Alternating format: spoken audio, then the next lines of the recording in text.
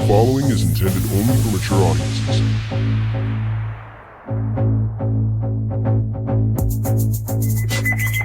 Open your ears and lube up your butthole. It's time for the What Do We Call It podcast. Now, here's your host.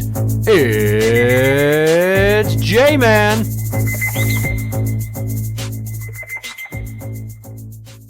Welcome to the What Do We Call It podcast. I'm Jmann. And let's start out the month of August with a fucking bang. August 2nd. It was my birthday. It's the same day every year. And this year I turned 44. Now, I'm just going to state that I am 28 months into a protracted divorce that is an absolute mess and has cost me 28 grand and is going to keep going because my wife's merciless attorney is probably thinking that if she makes me spend enough money, I can't fight anymore, and then her client will get the full custody that she wants. Fuck you! And it just keeps piling up in my mind how I had a court hearing in June. Thought it was going to be a slam dunk. We filed the motion. My wife was making unilateral medical decisions, which is like a huge no-no. Google what not to do in a divorce/custody fight, and they say don't make unilateral medical decisions. And she was doing that in spades. Doctors, therapists, dentists, treatment plans, medication, you name it, she was doing all this shit without my input. She even had to admit that in paper that was submitted to the court, and the judge treated me like I was the problem for bringing it to her attention, and there it was just us finger-pointing, trying to blame each other for stuff, and it's like, that's not even fucking close to what's going on, dude. I spent probably $8 grand on that motion alone, and the point of it was that she's been calling the shots and making the decisions behind my back without my input, and then recommendations are being made without 50% of the information. So my son is not getting duly informed care. My son. And apparently me advocating for my rights is a huge fucking problem, I guess. And more importantly, these half-informed recommendations are being utilized against me to keep me from getting any more time with the kids, which is bullshit. They're manipulating the narrative and stacking the deck against me. And I gotta say, it is pure fucking garbage that divorces are allowed to drag out as long as this one has. There should be like a 1-year clock. And as soon as you file, nobody should have to keep paying for your fucking benefits. You say you want to quit the marriage, why should they keep supporting your ass? And 50-50 should be the from day of filing for everybody. 50-50 custody. The whole nation over. Unless there's been crimes committed. I don't mean accusations. I don't mean, oh, they cried to the cops, but nothing came of it. I mean actual fucking charges, and you were convicted, that dictates that you can't get your 50-50. Otherwise, it's all a huge fucking game, and the lawyers get rich, and the judges get paid, and Title 4D gets, that dollar matching for the enforcement of the child support, and it's all just a big fucking money game, and it's bullshit. And I'm trying to sit here and be a responsible, caring, loving, involved father, and I'm not being allowed to because some control freak schizo is calling all the shots. Allegedly. And our kids are suffering, the boy especially. And he's been to the hospital a few times for, quote, behavioral issues that have all taken place at his mother's house on her watch without contact from me before and during, but sometimes after. And if she's got him 75% of the time, which she controls, I'm supposed to get more. They won't let me get there. It's really starting to eat away at my psyche and my willingness to fight as hard as I am, because eventually I'm going to run out of money and my heart's going to just fucking explode in my chest from stress. But hey, she'll get what she wants, and that's what's important, right? It's not about loving the kids more than hating me. It's about winning.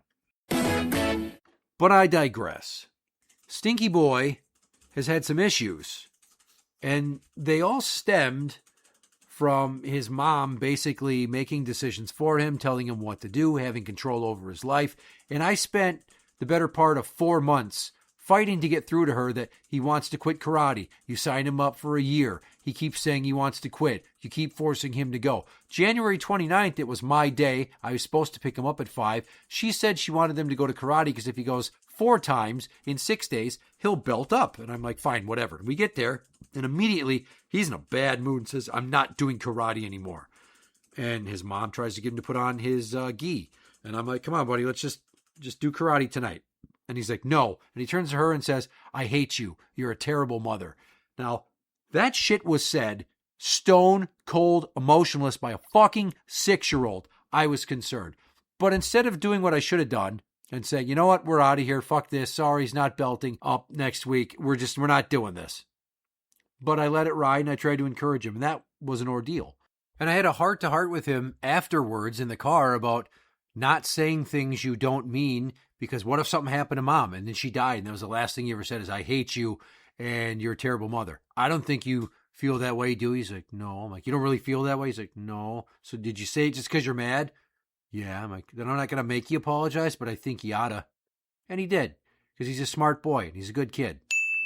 Roughly 2 weeks later, he ends up at the fucking hospital. And then he ends up at the hospital, which I don't find out until he's already there, and she's called the cops. And that was early February. And then a week after that again, and a week after that again. And each time it has to do with him being with her trying to make him do things he doesn't want to do, him not getting to call the shots, me trying to point that out to his teacher, his therapist, and the doctors and the social workers, and her going, no, that's not it, that's not it. Well, that was literally it. Because I got to tell you, the day after his third hospitalization, which is just like go there, get assessed and released, he says to me, and I quote, Dad, when I'm 18, does that mean that you and Mom can't tell me what to do anymore? And I said, yeah, buddy, but I'm still always going to try to give you advice to help you. So just remember that. And that was that. He sat at the table and played Legos for 2 hours. He wasn't talking about hurting himself or hating his life or wanting to run away or any of the shit that goes on when he's with her. And then he went for months without any issues or dust-ups. And while we're waiting to go to court on this motion that we brought forward to deal with the unilateral decisions, her attorney's like, hey, let's take some of the heat off of us, and we're going to say that he's not paid her any child support, which I could have just blindly paid, and I offered to pay, but she said it wasn't enough. And then your time just goes on, and you don't discuss it, because she won't even fucking talk to me, so what am I supposed to do? They waited 2 years to establish or try to establish a child support order. Why? So they could bankrupt me with back support and possibly get me thrown in jail and my license suspended, i.e., make me so miserable that I cave in. This is what my wife's attorney is doing. Frankly, I'll just call her Piggy.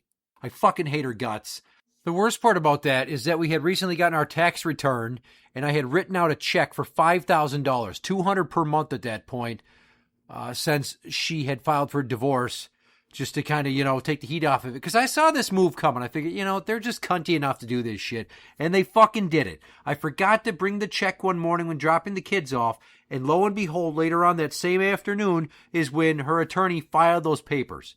Which is just like, instead of embracing your shittiness and trying to make amends for it and do better, hey, let's try to sling more mud and make me look bad. Let's focus on breaking this man, because that's what's important. Kids don't need a dad. My wife said that to me once in the kitchen. Kids don't need a dad. That was all the way back in October of 2019 after our son was born, and it was a tumultuous pregnancy, and we didn't get along, and she just treated me like I was human garbage. It was the first time either of us brought up the concept of divorce, and it was me telling her to have her ex-family law attorney uncle draw up the papers. She's like, divorce? I'm like, that's what you want, right? That's the way it feels. You don't even fucking talk to me. You won't touch me. We never get along anymore. Fast forward back to now and all the shit that they've been pulling off to make me look bad. I can't tell who's the bigger nutcase and liar, the attorney or my wife. But they won't rest. So they did that. And then 2 days before we're supposed to go before the judge, lo and behold, the kid's going to the hospital again. My son. And her story's not matching up, and it didn't seem like he needed to go, and she forced him to go anyway. And then, for once, I wasn't scared of going there and having her pull some shit. I brought my oldest daughter with as a buffer, and I sat there and I called her bluff. Now, we're going to pause my talking so I can play the phone call where she tries to tell me what the hell went down. Hello? Hi. Hi? So, what was the situation? And step out of the room if you have to, because I want to know. He took a swing at because he wasn't getting his way, and then went in the kitchen and said he was going to grab a knife and kill her. But I thought the knives were locked up and put away.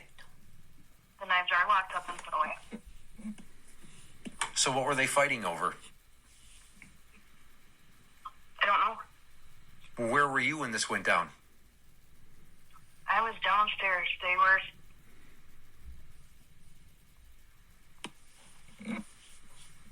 were eating breakfast.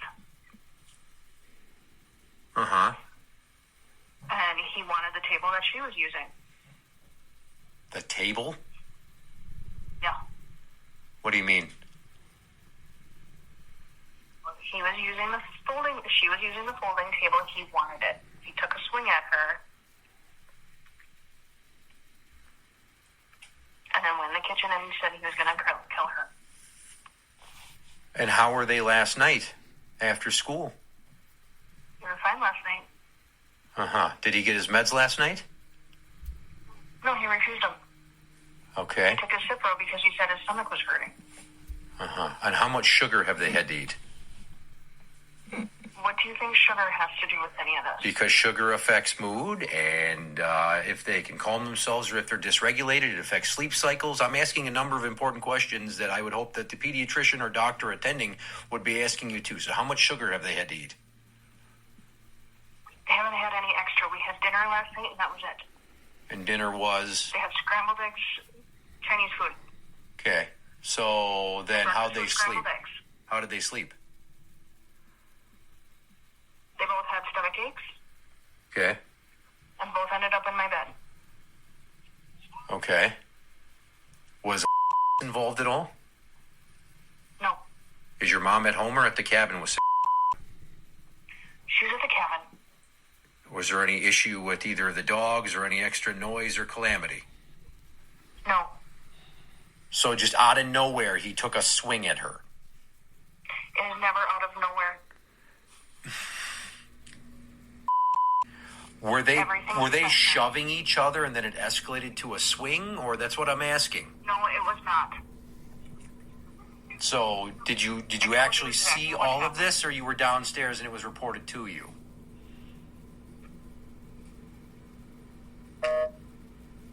Interesting that she hung up.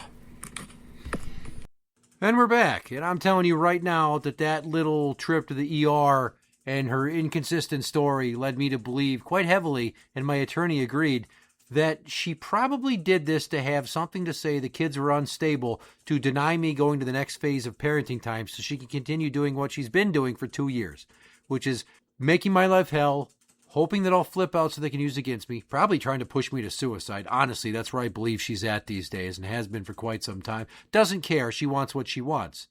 Nobody else matters. She also wants to maximize her child support because she knows she can't afford health care after we get completely divorced. And I've asked for a bifurcation, and they deny me that because they don't want me to stop paying for her medical, dental, and vision. And it's just, I'm an ATM. I'm a sperm donor. Go away. You're not important. And that's the kind of shit that's been rolling around in my mind over my birthday. We still did the usual thing where we go to the one beach we go to and swim. And all 4 kids went this year because nobody was sick. And we had a good time. And at some point, me and the littles ended up on our bikes going to the park in the dark. And we did our usual park in the dark thing that we do on occasion. And then took an extended bike ride afterwards, late at night, kind of. It was a good time. Also, we shot off some fireworks. Like, I had fun. But when you don't see an end in sight and you know you're going to run out of money and your wife's attorney is playing games, and it's more about winning than it is about the kids. It's supposed to be about the children's best interest. And I can tell you right now, it's not in their best interest to keep dragging this out. And they say they want more time with dad. The judge has said, we want to get you to 50-50. The judge is pissed at both of us, even though it's her dragging it out. I've been unfairly painted as equally a roadblock in getting us there, but she's the one with all the voting power that keeps saying no. And not to kick a hornet's nest, but it should be very obvious to an experienced judge all the games that are be playing here. And I'll be so bold as to say, Stevie Wonder could see what the fuck was going on. Why can't you, Your Honor? I will say that there was an incident right before this where the boy had his ear bitten by his aunt's dog at the cabin. And she called me on a Saturday to tell me after she took him to an ER. And she made him tell me. Now, just for reference, 2 years almost exactly, our daughter was bit on the face, on the cheek by the eye socket by the same fucking dog, and nothing ever happened. And this time around, I called CPS. I called the city about the dog. I tried to get it registered as a dangerous dog. It bites somebody again, he's going to cross the rainbow bridge. I guarantee you I will make it happen. But just like she called me after the fact and had the kid explain it, when our daughter got bit in the face, I only realized it because we were on a video call on Facebook and they were at the cabin again. So this just keeps happening. Same dog, same location. And she doesn't tell me. I find out by accident or she makes the kids tell me. Real fucking adult, eh? When they have something to tell me, like when she signed them up for karate without my knowledge, and that's an episode I've been waiting to do since last fucking October. She told me that, well, the kids wanted to wait to tell you when they were ready. No, you're the fucking adult. You tell me. You conflict avoidant numbskull. The reality is you can't stop yourself from making decisions without me and spiting me and being shitty. And then when it comes time to atone or face the music, you try to avoid it at all costs because you can't handle the concept of being told you're wrong or did something bad. It's like there's something wrong with your brain. And in an update to the episode where we talked about him getting assessed for ADHD, I'll just make it short and sweet. All her answers made our son sound batshit crazy and in need of all these supports. My answers made him sound normal. His teacher's answers made him sound mostly normal. The assessor observed him and deemed him normal. He does not have ADHD. What he does have is an IQ of 135, which I was like, holy shit. And the assessor's like, that's what I said. The kid is fucking brilliant. He's in the 99th percentile, meaning 99% of the kids his age group are not as smart as he is. He's great at building. He's great at designing. He loves Legos. He loves Minecraft. He loves Roblox. He loves anything, puzzles, all that shit. The kid's fucking brilliant. And I had this notion when he was having dust-ups at school last year in the spring where he was zoning out in class and he didn't want to participate. I'm like, maybe he's bored. Maybe he's upset that he doesn't get to see me more. Maybe it's too much time at mom's house with too many people, too little space, too much clutter, too many animals, dogs barking and peeing and pooping in their room constantly that they tell me about. Maybe he's sick of being torn between the mom that tells him what to do and the dad that gives him options. I don't know. He's a little boy and it's fucking with him. Oh, my God. And I don't appreciate that. Because if they had more time here, she'd be less stressed out. So they'd be less stressed out. And less time for them in her home environment where all the shit's going down. It doesn't fucking happen here. Because I discipline them within reason and I talk to them and hold them accountable. I try to teach them to be better people. Not just control them. He's not a problem. He's a little boy. She's not someone that likes to fight with her brother, but she's our daughter. She's a little girl. And she's getting near puberty. The hormones are going to rage. She wants more time with her dad. She says it, and she doesn't like leaving sometimes. And she just likes to have me and her time, go for a walk. She still holds my hand like she's a little toddler, for God's sakes. And on my birthday, she just kept giving me hug after hug when we were at the beach. Like, there's something seriously going on where she's got to have all kinds of struggles with her own emotions where she's being basically taught that her dad's bad and she should be scared of him because that's what mom tells paraprofessionals, doctors, and therapists. But then the reality is the kid doesn't feel that way. And when I ask her if she really does think like that, she's like, what? No. Like she's bewildered at the notion. She's loving. She's affectionate. She's not scared of me. And nobody bad touched her like you so brazenly and disgustingly accused me of. Oh, unless we're talking about her pediatrician that you unwittingly duped into finger banging her. What kind of shit is that? She took her to the doctor, unbeknownst to me, and got her hymen checked, which showed she had one intact and there were no signs of any sexual assault, despite what she apparently wanted to be true. Like one errant comment by our daughter that I wiped her butt too hard, and then my wife took the fucking quote and ran with it. And then she took it and she tried to paint this goddamn narrative that I bad touched our daughter. And then she even was so brazen as to tell the pediatrician when he checked her hymen, well, he was molested as a kid. Like, because it happened to me, I must be doing it to our daughter? Go fuck yourself, fatty.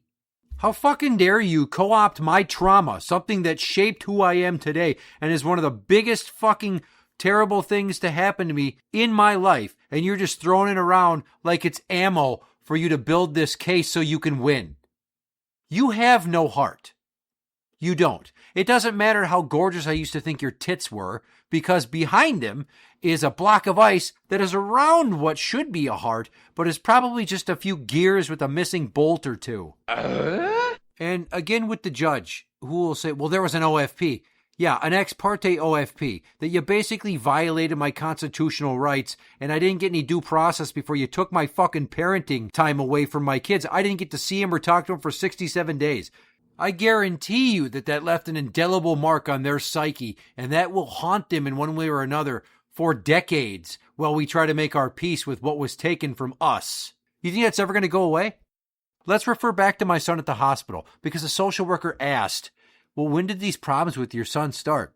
And my wife says, a year ago. I'm like, oh, a year ago. Isn't that interesting? That's about the time that you filed that bullshit OFP and the kids were taken away from me, and you started to put this narrative out that their dad's dangerous and they're scared of me and I can't be trusted with them. You never had any problem with me being alone with them prior to when you wanted to utilize whatever you could via the silver bullet method to try to get me to cave and give you what you want. But hey, why sit there and look at a historical pattern and the fact that there's no history of police reports between us?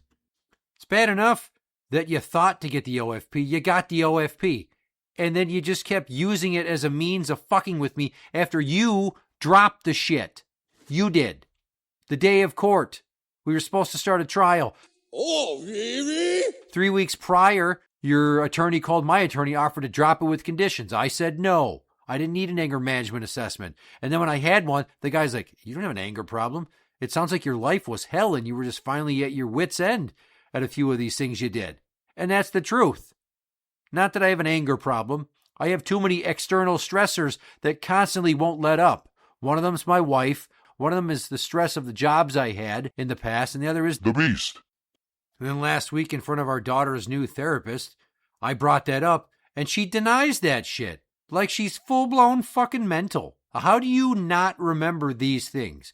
Just like you ever so conveniently couldn't recall in July of last year at the pretrial hearing how the judge had said she was going to get us to 50-50, and your attorney that said she was going to try to push for you to accept that and get us there also denied ever hearing it? Come on, fuck you both.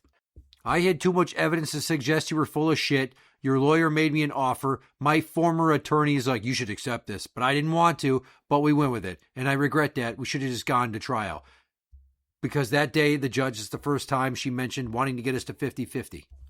And I honestly think if we'd gone to trial, some of the exhibits that we had would have made you look like a goddamn liar. And maybe she would have pushed for us to get there sooner. But you robbed me of that too. That's depressing. Why did you bring that up? So she's dragging it out. It's costing us thousands. I really don't even view her as a human being anymore. She's more of a monster that's just revenge-driven. And then during the testing for our son, some things came out about her own mental health that she had hidden from me. And it's interesting that she's got a major diagnosis that now makes me question her fucking sanity, because part of it has to do with delusions. And maybe that's why she can't remember shit. She claims that she gets gaslighted, but she's the one that does the gaslighting. Everything she says I do to her, she does to me. It's frustrating. All this and everything going on, broken in the world and the country, and just my lower than all-time satisfaction level with life, it's just really starting to eat at me. And she hates that I talk about us or the kids or the divorce on the show, but that's because she can't hear the accountability. It drives her mad to be told she's done something wrong. She won't say I was wrong or I'm sorry. Historically, I think she did it one time, and it's because I goaded it out of her and she screamed at it, fine, I'm sorry. That's what I got. That's what I'm dealing with. A revenge monster. It's like she's possessed by a demon. And I can be petty too. You like to point out how you never cheat on anybody? Well, you sure had no problem being the other woman a number of times, eh? Gotcha, bitch.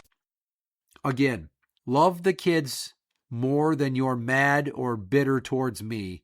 And let's stop the shenanigan. You don't want to be married to me, but you won't let the divorce happen, presumably because then you lose control and my financial backing. Well, this is your choice. This is your life. This is what you wanted. So fucking deal with it. And stop bringing me down, because all my kids need a place to stay and I don't need to be bankrupted and lose my fucking house. How dare you do that to my daughters, both of whom varying levels of not liking you anymore. One absolutely fucking hates your guts.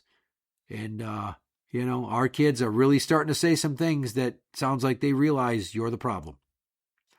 Interact with the show on Twitter at What Do We Call It. That is at What Do We Call It. You can find us on Facebook at facebook.com/group/What Do We Call It podcast show for the What Do We Call It podcast. I'm Jmann, and that's the end.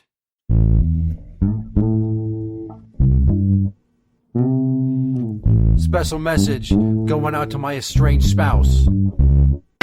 Kiss my motherfucking ass. Kiss my motherfucking ass. Kiss my motherfucking ass. Just spread my butt cheeks and go for the mouth to suck my motherfucking dick. Suck my motherfucking dick.